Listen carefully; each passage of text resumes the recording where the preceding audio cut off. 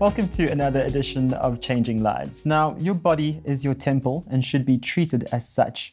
We're joined once again by our good friend, the good doctor, Dr. Masemola. Now, the primal brain has been around for 450 million years, and apparently we're good at it. I'll let you guys explain. Thank you. Welcome back again, Doctor. Thank you for having me again, Tanya. It's a pleasure. So as you were saying, the primal brain has been around for 450 million years. And we are very good at being primal. And the conscious brain is obviously something we're evolving to at the moment to use more the neocortex, etc. Now, all human activities can be done in either a more primal manner or a more conscious manner. Would you agree? Now, if we look at something as simple as eating, is there a more primal way to eat or a more conscious way to eat? So let me give you an example. Let's say I'm eating to nurture my body versus I'm eating just to fill the gap. Okay, so let's talk about vitamins and nurturing the body versus just eating for the sake of it. So when you are eating, the food, it goes into your stomach, and then your stomach, it stretches, and then it sends a message to your brain that it's full. So, and then that's the satiety receptors that are being triggered. So being full doesn't mean that you've eaten enough vitamins. It just says that you are full.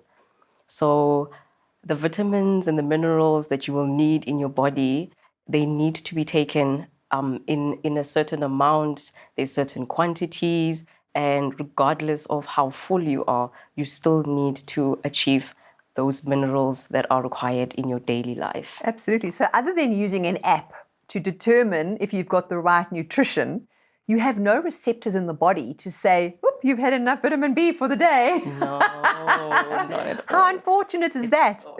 So I always joke with my groups when I'm working with them, and I say, you know, a more primal way of eating is back in the day when we were hunter-gatherers. We would go, "Oh, I'm so hungry, I don't know when my next meal's going to walk past." You know, now we can walk and we can go buy a meal anyway. So we don't need to eat to get so full, right? We need to eat sensibly. We've addressed sleeping already. That's another one where we said you can either sleep more consciously or more primal. Let's just remind the audience about that. So when you get a good night's sleep, it means the following morning you will wake up feeling great, feeling energized, and being able to be efficient at the workplace or in the school place. I like to liken the brain to a little bit like a computer.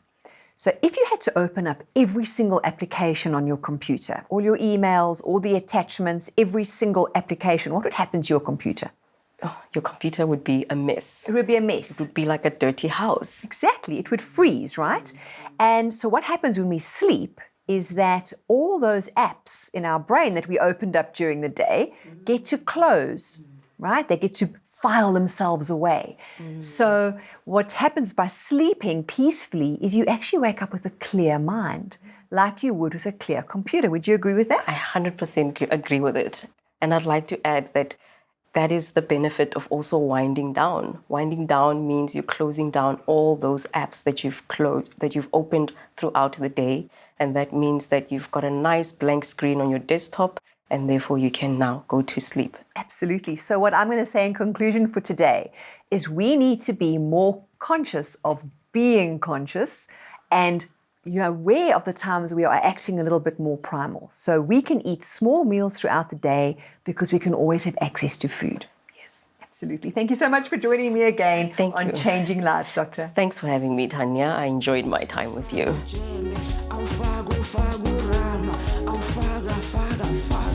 Uma sabufa e 5